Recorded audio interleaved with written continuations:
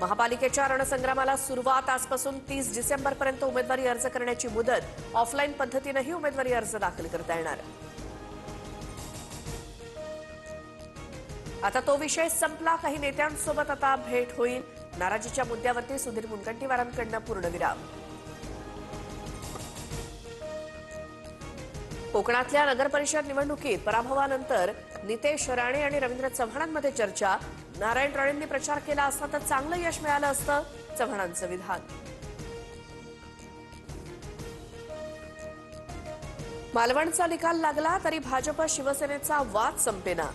काही लोकांमुळे नारायण राणेंना साईड ट्रॅक केलं गेलं. युतीसाठी आम्ही हात जोडून विनंती केली पण झाली नाही, निलेश राणेंचा आरोप.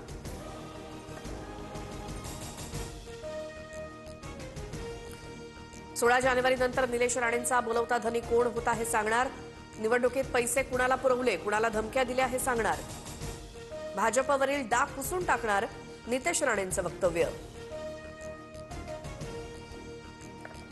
भोकरदनमध्ये सुपडा साफ केला. स्वतःच्या गावची खुर्ची वाचवू न शकलेले सिल्लोडचा विचार करत होते. नगर परिषदेच्या निकालावरनं सत्तारांचा रावसाहेब दानवेंवरती निशाणा. तर सामाजिक समीकरणामुळे सत्तारांचा विजय, दानवेंचा पलटवार.